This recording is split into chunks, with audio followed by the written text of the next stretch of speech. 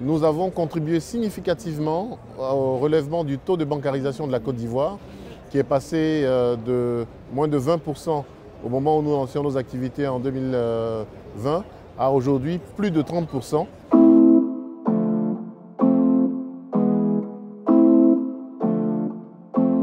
Orange Bank Africa a lancé ses activités commerciales en juillet 2020, d'abord en Côte d'Ivoire, et au bout de 4 ans et demi d'activité, nous avons quelques informations intéressantes à partager. Une base de clientèle qui atteint désormais 1,7 million de clients, 400 milliards de francs CFA de Pico Crédit qui ont été distribués à tous les clients de cette base, qui au préalable doivent être des clients Orange Money, puisque nous prêtons à des clients qui sont Orange Money. Orange Bank offre un produit qui est le crédit Tic-Tac, qui vient en valeur ajoutée à l'offre Orange Money. Et nous avons contribué significativement au relèvement du taux de bancarisation de la Côte d'Ivoire, qui est passé de moins de 20% au moment où nous lancions nos activités en 2020 à aujourd'hui plus de 30%. Donc c'est une évolution significative, principalement du fait de l'activité d'Orange Bank Africa. Fort de ces succès, nous avons eu le support de la Banque centrale pour lancer effectivement nos activités dans un deuxième pays, qui est le Sénégal, donc deuxième pays en termes de puissance économique dans l'UEMOA.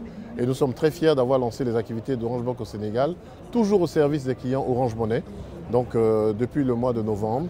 Et je pense que 2025 devrait être l'année de notre produit phare Tic-Tac au service de tous les clients Orange Money au Sénégal. Nous sommes bien évidemment tournés vers tous les pays de l'Union où Orange est présent. Je pense au Burkina Faso, je pense au Mali principalement. Et très clairement, nous travaillons, je ne peux pas en dire plus pour le moment, nous travaillons à pousser l'offre de crédit digital au service des clients Orange Money au Mali et au Burkina Faso dans les trimestres et les années à venir. L'accélération de l'inclusion financière est un enjeu majeur, porté par les gouvernants, porté par les régulateurs, porté par les banques. Je pense que l'offre de Orange Bank Africa, qui est donc du crédit et de l'épargne digitale au service des clients Orange Money, constitue une réponse concrète à cette préoccupation qu'est l'inclusion financière. C'est ainsi que tout ce qui a trait à l'éducation financière, tout ce qui a trait à l'information portée vers les clients pour qu'ils comprennent les enjeux de cette offre de crédit et d'épargne. C'est ainsi que tout ce qui a trait par exemple au respect des engagements de remboursement pour ne pas être fiché au bureau d'information sur le crédit, etc. Nous sommes à la pointe de cet échange avec une base de clientèle qui est importante et nous pensons que nous faisons œuvre utile sur le marché en permettant aux usagers de comprendre la portée de cette offre de crédit digital ou d'épargne digitale. C'est important. Je parle souvent du crédit et de l'épargne parce que pour moi, les deux sujets sont importants pour nos usagers. Donc nous jouons notre partition dans la connaissance de ces sujets-là par une base de clientèle qui devient de plus en plus large.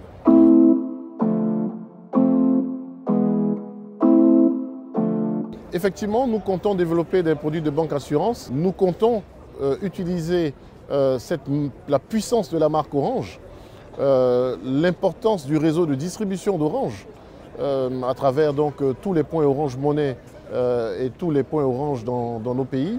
Nous comptons utiliser la compétence que nous avons dans la connaissance des clients, dans l'identification de leurs besoins à travers des outils de scoring, etc. Nous comptons utiliser tous ces actifs pour mettre notre modèle au service des clients afin de développer la banque assurance. L'assurance est vraiment le parent pauvre de notre industrie financière dans nos pays. Moins d'1%, moins de 2% de pénétration dans certains pays. Il est clair que le modèle de banque digitale accompagné, en accompagnement du modèle de mobile money, ce modèle-là peut être mis au service d'une accélération importante de l'assurance, de la pénétration de l'assurance au service de nos populations. Nous avons des idées assez claires sur ce qui peut venir être construit intelligemment au service des populations pour mieux les équiper en matière d'assurance.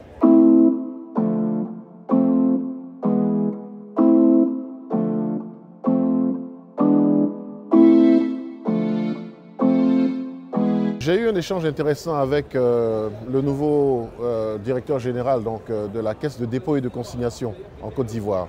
Et dans toute la réflexion qui est en train d'être menée pour monter une sorte de livret A à l'ivoirienne, nous avons discuté sur effectivement la capacité d'utiliser un modèle de banque digitale pour drainer un volume très important d'assurance et le flécher vers un fameux livret A à l'ivoirienne.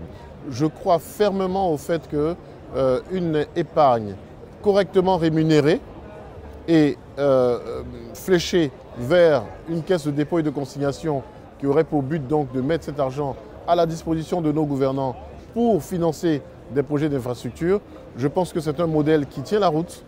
Reste plus qu'à le mettre en œuvre. Le lancement de la Caisse de dépôt et de consignation en Côte d'Ivoire était un préalable important, c'est fait. Et j'espère que tout ce qui permettra d'opérationnaliser cette captation d'épargne rémunérée au service de projets d'infrastructure, j'espère que tout cela se fera rapidement parce que toutes les pièces du puzzle sont sur la table, il ne reste plus qu'à les assembler et à délivrer.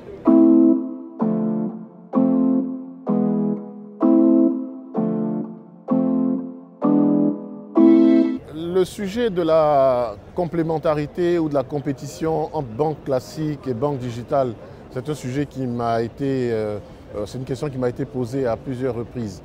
La réponse, elle est invariable. Il n'y a pas de compétition possible quand on a un taux de bancarisation aussi faible. Chacun apporte sa pierre à l'édifice. Les banques commerciales qui financent des projets d'infrastructure, qui financent de gros investissements portés par des capitaines d'industrie, portés par les gouvernements, etc. Elles ont leur rôle, elles le jouent bien, elles peuvent faire même plus parce qu'il y a encore de la place.